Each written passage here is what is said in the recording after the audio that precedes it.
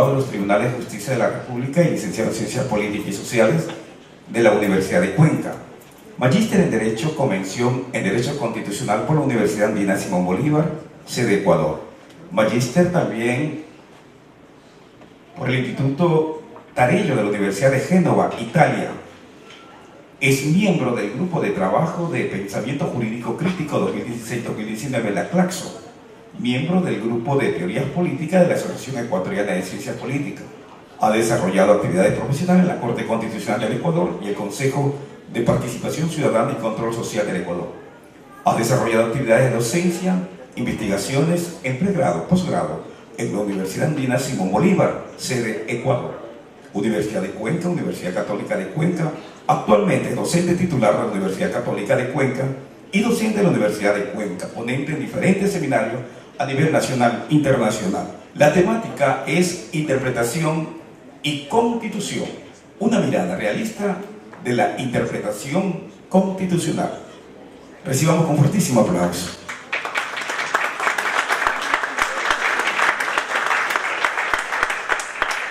Buenas tardes. Primero quería empezar agradeciendo a la persona que me invitó a participar dentro de este exitoso Congreso de Derechos Humanos y Constitucionales. Bueno, como ustedes saben, recientemente, en estos días estamos cumpliendo 10 años de la vigencia de la Constitución ecuatoriana que se expidió en Montecristi. Creo que una de las tareas trascendentales que tenemos tanto los constitucionalistas o quienes en este caso trabajamos dentro del sistema de administración de la justicia constitucional es justamente ir haciendo un balance y creo que ir generando críticas sobre cómo se ha interpretado la Constitución y obviamente sobre el funcionamiento de la justicia constitucional. El día de hoy básicamente lo que voy a intentar explicar un poco es cómo miramos o cómo se puede mirar una visión sobre el problema de la interpretación de la Constitución. Obviamente la perspectiva teórica o la perspectiva metodológica que he tomado es una perspectiva justamente realista, ¿no? Un poco más desde la visión judicial y desde la visión obviamente de los jueces, ¿no? En ese sentido, como digo, me parece súper importante de que se desarrolle un congreso de este tipo porque creo que después de 10 años es necesario ir haciendo realmente creo que un mea culpa también de quienes estamos dentro de la administración de justicia o quienes en este caso ejercemos la cátedra o quienes en realidad todos los días, ¿no es cierto?, enfrentamos los problemas de la justicia constitucional. Y no solo tiene que ver con la Corte Constitucional. Justamente hoy comentaba a mis estudiantes y les decía, miren, hay un problema fundamental. La democracia constitucional como tal solamente puede sobrevivir si existe una Corte Constitucional. Si no hay una Corte Constitucional, no hay democracia constitucional. Lamentablemente hoy, con esta supuesta vigencia de esta vacancia constitucional, lo que acudimos también es, en realidad, a la inexistencia de la democracia constitucional. Parece que fuera algo que obviamente en el Ecuador parece que fuera algo normal, pero si uno ve realmente a nivel internacional es algo casi desastroso, es algo lamentable que nos hayamos quedado sin una Corte Constitucional. Más allá de que la Corte Constitucional tenga o no tenga las críticas, de que haya sido o no parcializada con un movimiento político o con, en este caso, una ideología política, más allá de eso, la Corte Constitucional es necesaria, como decía, para garantizar el Estado constitucional. Bien, con esa primera reflexión, la idea un poco es trabajar sobre interpretación constitucional. Para eso, básicamente, voy a plantear algunas tesis bajo las cuales voy a empezar mi exposición. Bueno, la primera es que voy a tomar algunos autores que me parecen importantes para lo que es la interpretación constitucional. Sobre todo autores que se denominan de la corriente realista del derecho. Autores, en este caso, como Carl Lewolin, como Al Ross, como Ricardo Guastini y Pierluigi Casoni, que son en este caso autores del realismo jurídico. Y bajo esos autores un poco lo que iré retratando es las principales tesis sobre la interpretación constitucional en el Ecuador. ¿Sí? Bueno, empiezo con una pequeña cita que es de nuestro querido Hans Kelsen, ¿no? Que siempre lo hemos escuchado muy cotidianamente en las facultades de jurisprudencia, ¿no? La interpretación es acto de voluntad y no de conocimiento. Hans Kelsen, su teoría de la interpretación desde el año 34, ¿no? En la cual Kelsen ya señala que la interpretación no es un problema objetivo, no es un problema de la cognoscibilidad, sino es un problema de la decisión. Eso quiere decir que mucho de lo que pase en el sentido de la interpretación de la Constitución es un problema de la decisión de los intérpretes, ¿no? Si eso ya decía Kelsen, me parece que es importantísimo, ¿no? Como les decía, voy a tomar un poco las tesis realistas de Guastini, Lewolin, Tarello, Piazzoni, Ross, son autores italianos, en este caso escandinavos y también en este caso estadounidenses, ¿no? Bien, primera tesis fundamental sobre la interpretación constitucional. Como la propia Corte Constitucional ha señalado, incluso el artículo 11 de nuestra Constitución establece, básicamente hay que distinguir entre lo que son las disposiciones normativas o lo que se entiende como un texto normativo y lo que es el significado de ese texto. Esa es la primera tesis fundamental desde la cual vamos a partir para hacer el análisis sobre la interpretación constitucional en el Ecuador. Obviamente lo que eso implica es que todo texto, ¿no es cierto?, deviene en una necesaria interpretación.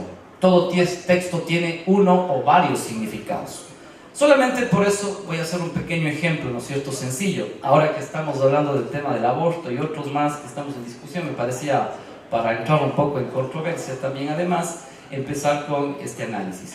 ¿No es cierto? La disposición normativa, como les decía, es el texto normativo, el texto de la Constitución. El artículo 66, número 1 señala el derecho a la inviolabilidad de la vida y no habrá pena de muerte. Esa es la disposición normativa. ¿No es cierto? En la primera parte dice el derecho a la inviolabilidad de la vida. Bueno, ¿qué implica o qué significado tiene el derecho a la inviolabilidad de la vida? Algunos me dirán, obviamente eso implica lo que está a continuación, que no hay pena de muerte. Correcto. Creo que no podemos decir en este sentido que hay otra interpretación contraria en ese sentido. No obstante, el tema es, según esa disposición normativa, entonces, ¿está o no prohibido el aborto? ¿Está prohibido o no está prohibido? ¿Se entiende prohibido? Uno diría, bueno, primero no hay claramente, ¿no es cierto?, una prohibición del aborto. No dice está prohibido el aborto constitucionalmente. Y si ustedes buscan, ¿no es cierto?, en nuestros 444 artículos, no hay una prohibición. Uno diría que el artículo 66, número 1, en esa primera parte del derecho a la inviolabilidad de la vida, implicaría una norma que dice que está prohibido el aborto. Para seguir con el ejemplo. Entonces, el significado viene a ser lo que nosotros denominamos propiamente norma. Entonces, no sé si entendimos. La disposición normativa es el texto y la norma es el significado. Para eso he utilizado las modalidades deónticas: prohibido, obligatorio, permitido. Y el acto, en este caso, que para mi ejemplo es el aborto, ¿no? Pongamos la siguiente, por favor. Entonces, como les decía, la disposición normativa que analizaré es el derecho a la inviolabilidad de la vida. Le he sumado además dos pequeños actos ahí que dice aborto terapéutico y aborto eugenésico, ¿no? Entonces yo lo que puedo señalar es que al menos yo he encontrado 4 posibles normas que estarían o están contenidas en el derecho a la inviolabilidad de la vida. Si ustedes pueden ver, la norma N1 dice prohibido el aborto. Eso implicaría que está prohibido todo tipo de aborto. Pero esto es real, está prohibido todo tipo de aborto en nuestro ordenamiento jurídico. O está admitido o hay una excepción. Si hay excepciones, ¿no es cierto? ¿Cuáles son esas excepciones? Que están en el propio Código Orgánico Integral Penal, incluso. Las que están ahí retratadas, ¿no es cierto? Pero bueno, yo diría que una primera entonces dice prohibido el aborto. Evidentemente esa norma no sería la interpretación correcta que tiene ¿no es cierto?, la disposición normativa. La norma N2 dice obligatorio el aborto, tampoco, no es obligatorio el aborto. Y la norma N3 que dice permitido el aborto. Finalmente tengo una norma N4 que dice prohibido el aborto, en este caso, excepto el aborto terapéutico y el aborto eugenésico.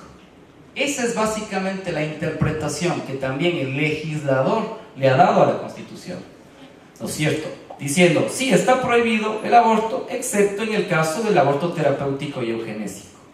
Y obviamente esa es la norma vigente.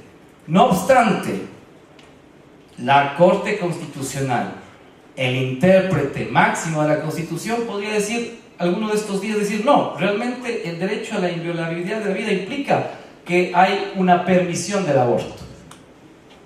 ¿Qué es lo que está diciendo entonces? Que el derecho a la inviolabilidad de la vida tiene más de un significado. Tendríamos al menos 4 significados, pero yo creo que podríamos agregar 5 o 10 significados.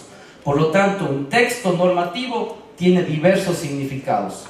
Y luego irá el problema. El tema es quién escoge el significado, entonces, final de la interpretación de esa norma.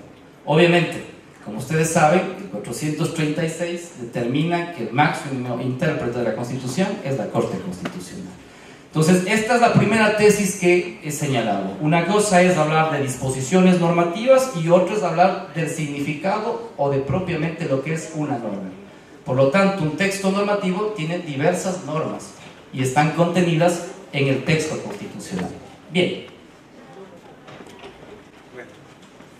La segunda tesis tiene que ver también un poco con la primera, que tiene que ver con la carencia de un significado objetivo en las palabras, enunciados u otros textos normativos.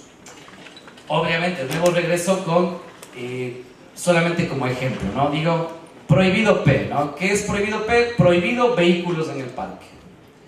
Uno dice, bueno, entiendo que está diciendo, ¿no es cierto?, el legislador cuando establece prohibido vehículos en el parque. Que obviamente está prohibido un automóvil, una camioneta o inclusive una patineta. Pero ¿está prohibido, por ejemplo, una bicicleta en el parque? ¿Qué dicen ustedes? Porque dice prohibido vehículos en el parque. ¿Está prohibido o no está prohibido? Es un vehículo. Ahora yo les digo, ¿está prohibido un coche de bebé también?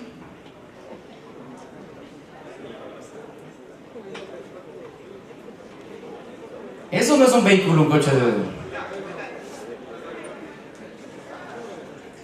No digo un automotor, dije un vehículo. ¿Está o no está prohibida una silla de ruedas? ¿Qué es lo que quiero decir con el problema del vehículo? Que obviamente nuestros textos, nuestras palabras tienen diversos significados. No hay un significado único y unívoco. Por lo tanto, si las palabras tienen 1, 2, 3 significados, pues obviamente no hay un significado objetivo de esa palabra o de ese término. Lo cual implica una mayor ambigüedad y vaguedad del lenguaje. Y obviamente, del lenguaje jurídico. Para alguien diría, sí, obviamente, si es que vamos a un juez quizás positivista, no sé si lo hay alguno en la sala, va a decir, está prohibido un vehículo en el parque. Yo entiendo que está prohibido una silla de ruedas en el parque. Por lo tanto, ¿no es cierto? Si una persona está cruzando, ¿no es cierto?, en silla de ruedas, le van a poner una multa porque estaba prohibido un vehículo en el parque. Efectivamente, podría ser el objetivo eso. Obvio, estoy oyendo al tema de la literalidad, quizás, de cómo se entiende la interpretación de ese texto. No sé si está claro esta segunda parte sobre el tema de la carencia de un significado objetivo de las palabras de los textos. Creo que con el ejemplo estaba un poco más claro, ¿no? La tercera tesis. La tercera tesis tiene que ver, en cambio, ya más bien, con las técnicas de interpretación. Entonces, igualmente, las técnicas de interpretación que el legislador constituyente estableció para que se interpretara nuestra Constitución, también son diversas. No estamos hablando de una sola técnica interpretativa. Por eso nos referimos al artículo 427, ¿no es cierto? Y lo leo. Las normas constitucionales se interpretarán por el tenor literal, ¿no? O sea, ahí dice un poco, será la literalidad del texto constitucional. No obstante, dice, que más se ajuste a la Constitución en su integralidad. Cuando hablamos de integralidad, ya estamos hablando de otro método. Quiere decir la sistematicidad o la interpretación sistemática de la Constitución. O sea, hasta ahí tenemos ya dos métodos de interpretación con los cuales el legislador, en este caso, o cualquiera de nosotros, puede, ¿no es cierto?, empezar a hacer ejercicios de interpretación constitucional.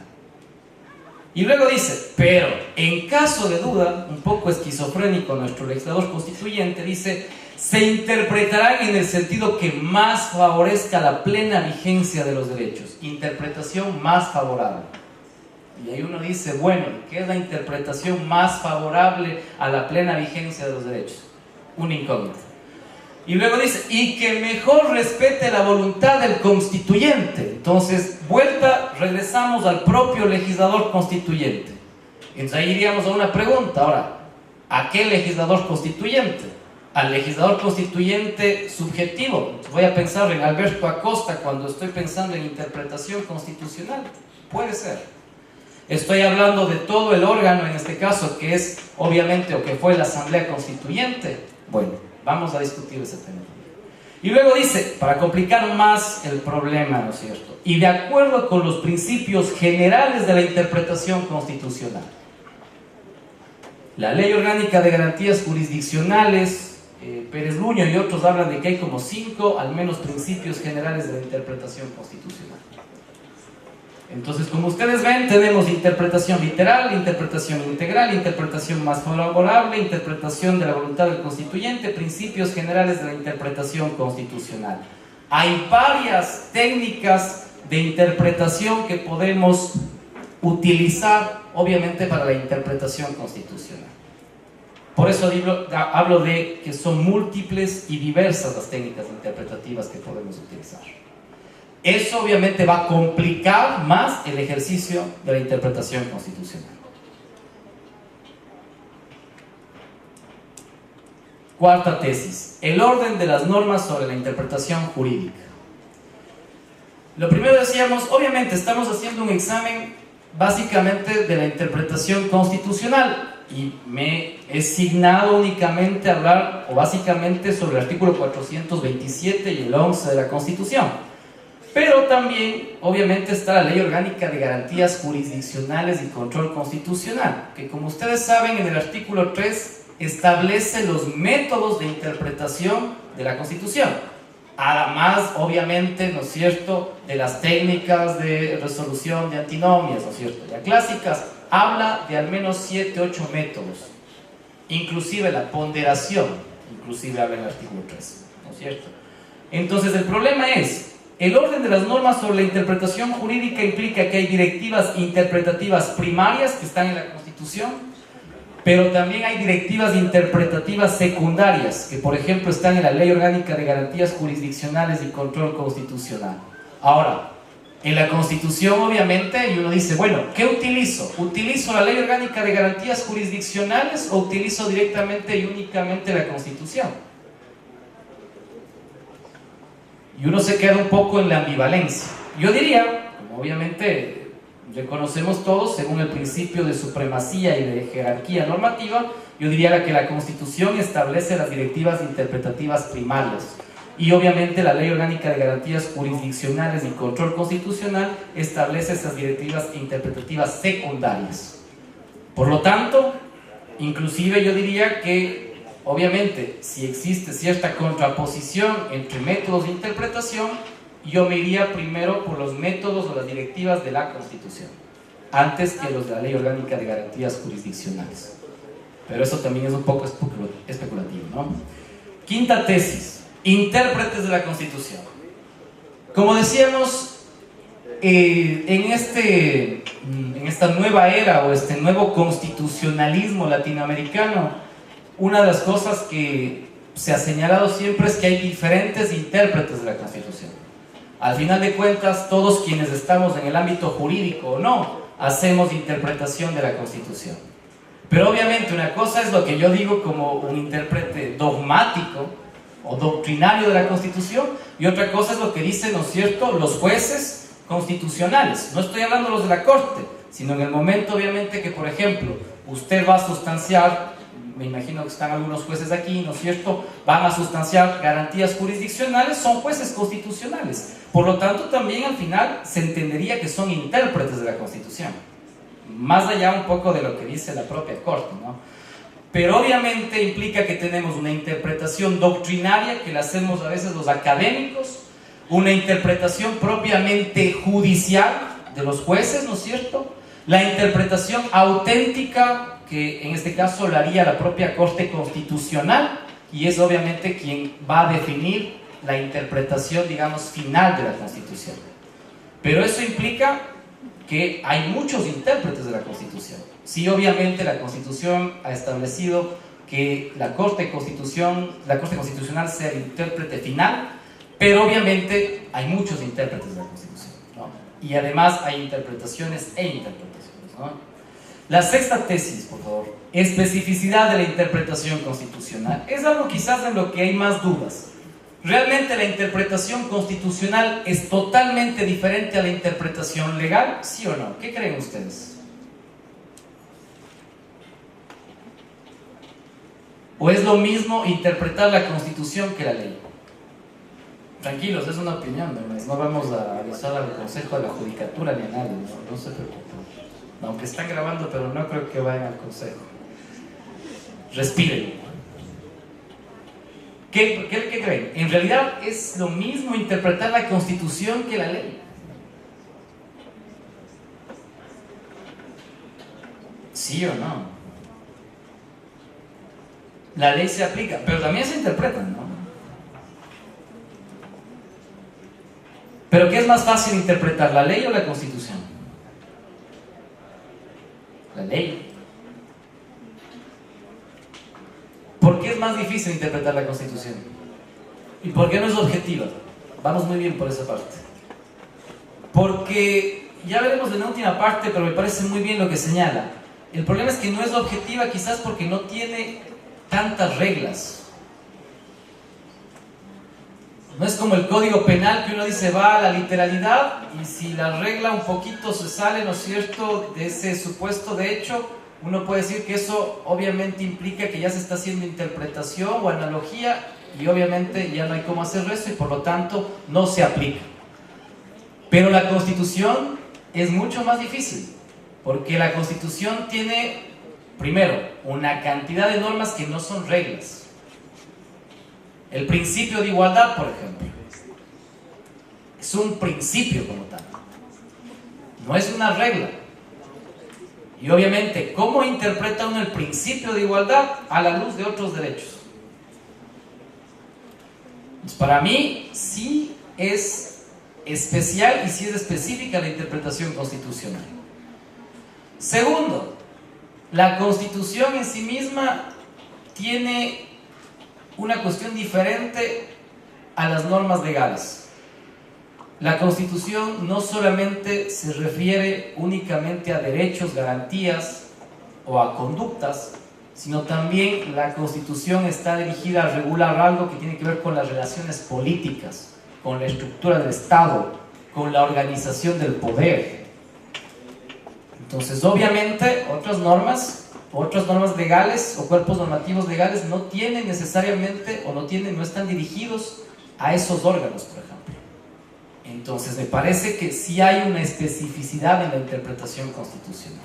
La Constitución en sí misma es diferente obviamente a otras normas legales y por lo tanto hay una especificidad en la interpretación constitucional, lo cual puede hacer un poco más difícil realmente la interpretación constitucional. Sí. Bien, la séptima tesis tiene que ver con la distinción entre teoría e ideología de la interpretación constitucional. Esto es un poco más difícil y esto es un poco más complejo porque obviamente uno se mueve en esos dos ámbitos. ¿Qué es lo que hace un académico? ¿Qué es lo que hace un juez, por ejemplo? Cuando va a hacer interpretación, o cuando ustedes hacen interpretación también, ¿no es cierto? Nos dicen, bueno, como no hay una interpretación clara sobre tal norma constitucional, voy a acudir a lo que dice, ¿no es cierto?, algún doctrinario, ¿no es cierto? Y saco el concepto, ¿no es cierto?, de, yo qué sé, Juan Larraolguín.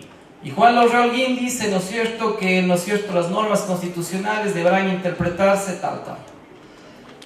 Pero ¿quién es Juan Larraolguín? Juan Larraolguín, o ¿quién fue más bien Juan Larraolguín? Era un académico, era un doctrinario que hacía su interpretación sobre la Constitución o sobre el Código Civil. Pero obviamente es una opinión, sí, de un doctrinario, pero es una opinión de lo que él creía que dice la norma.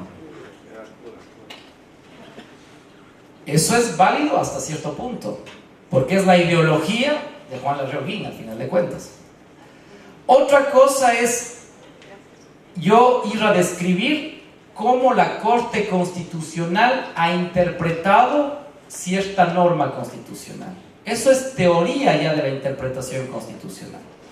Porque ahí yo lo que estoy haciendo es describir cómo la Corte ha interpretado, por ejemplo, el tema de interculturalidad. No sé si ustedes saben, pero la Corte Constitucional creó un argumento de interpretación que se llama el argumento de interculturalidad, para interpretar, por ejemplo, normas constitucionales referentes a pueblos, personas, comunidades y nacionalidades indígenas. Creó eso la Corte Constitucional.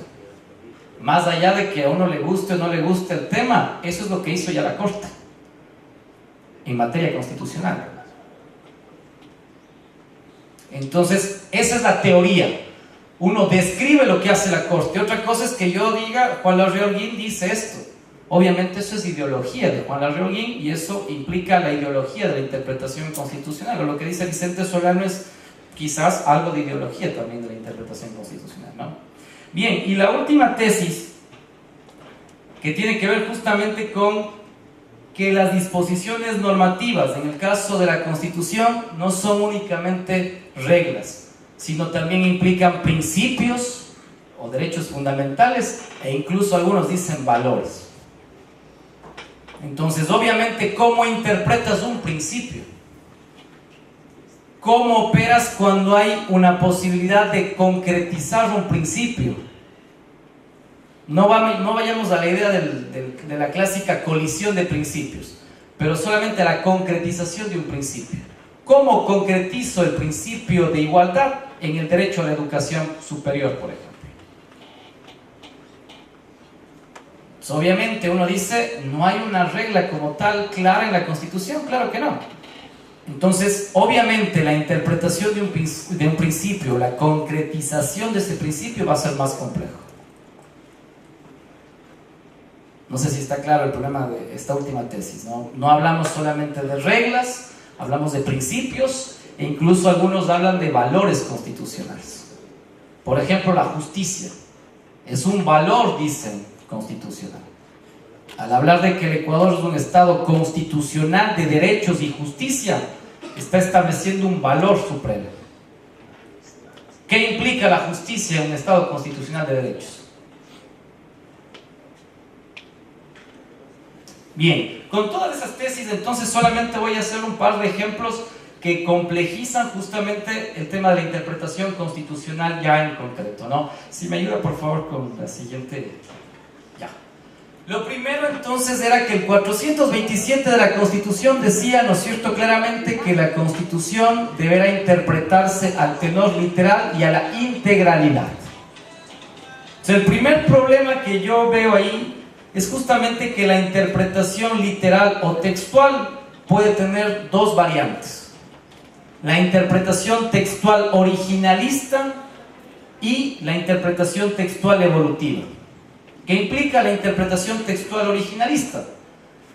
De cómo yo creo que los padres constituyentes del 2008 creían que se debía interpretar el texto constitucional.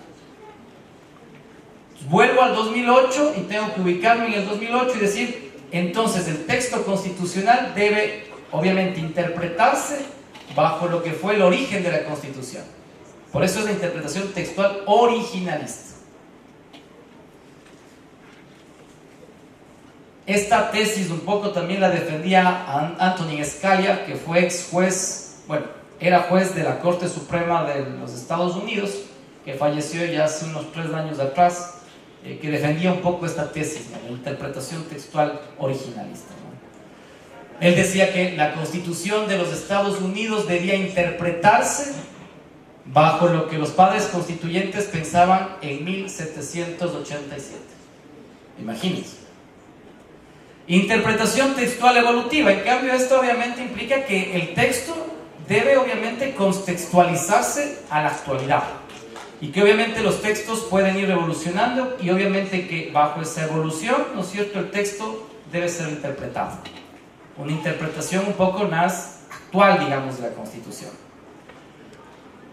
Pero por otro lado hablábamos también de la interpretación integral, o la interpretación sistemática de la Constitución. Entonces yo decía, si hay una interpretación integral o sistemática que implica que cada norma constitucional debe ser interpretada a la luz de las demás normas constitucionales, implica también una complejidad.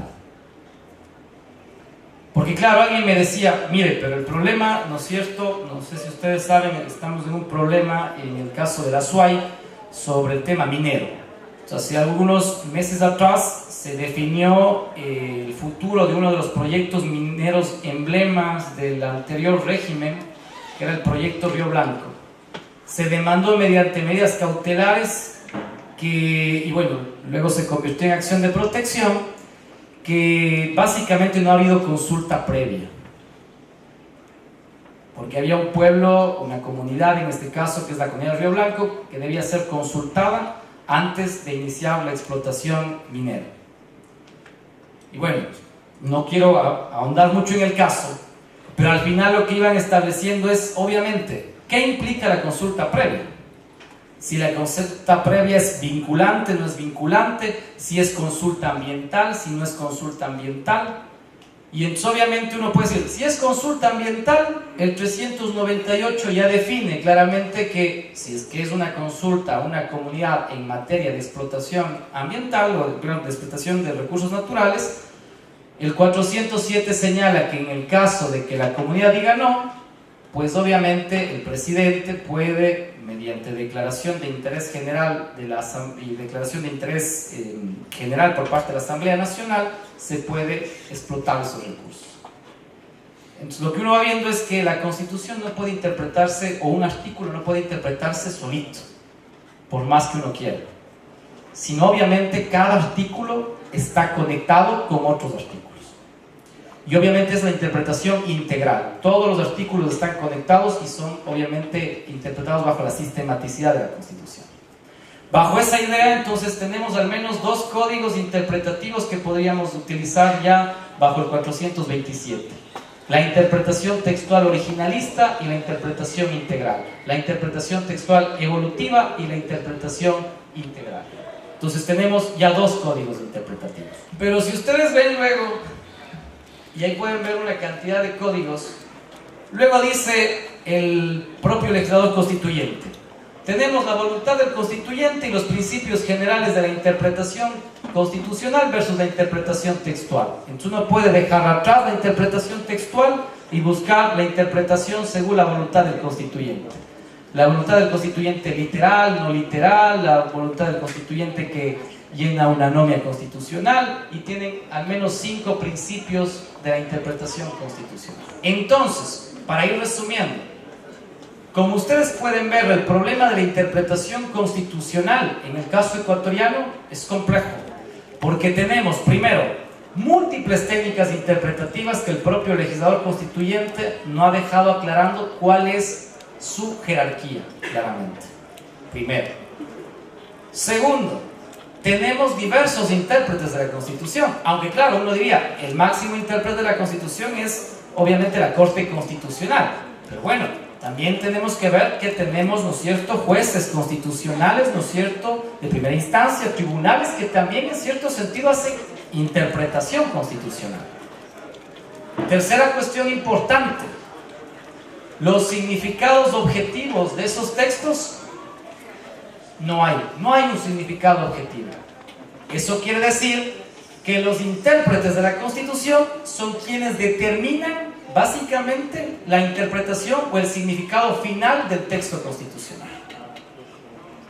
Por lo tanto, obviamente, implica mucho la decisión del juez o de los jueces. Quiero dejarles esta reflexión de Humberto Eco en un libro que es muy importante y que deberían revisarlo, leerlo. Se llama Interpretación y Sobreinterpretación. Dice: cuando se mete un texto en una botella, y esto ocurre no solo con la poesía o la narrativa, sino también con la crítica de la razón pura, Kant, es decir, cuando un texto se produce no para un único destinatario, sino para una comunidad de lectores, el autor sabe que será interpretado no según sus intenciones, sino según una compleja estrategia de interacciones que también implica a los lectores, así como a su competencia en la lengua en cuanto a patrimonio social. Les agradezco mucho y espero les haya gustado la presentación.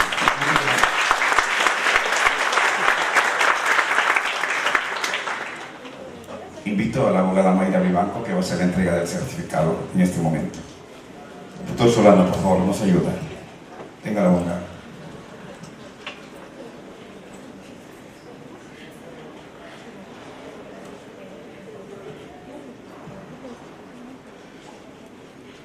Invito a la doctora Isabel Ramírez Piña, ella es directora del Instituto Panamericano de Derecho Procesal. Va a ser la entrega también de un botón en este momento.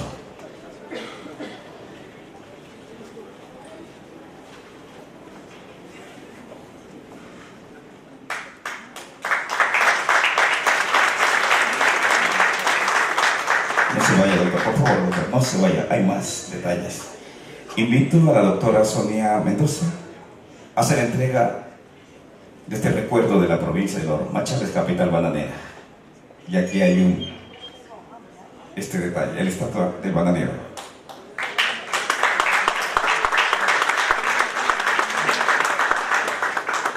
Es a nombre de la consultora jurídica y contable de Lowe. Y no se vaya, doctor, por favor, regrese. Tenemos más detalles. La Asociación de Empleados y Funcionarios Judiciales también hay un botón, socio de honor.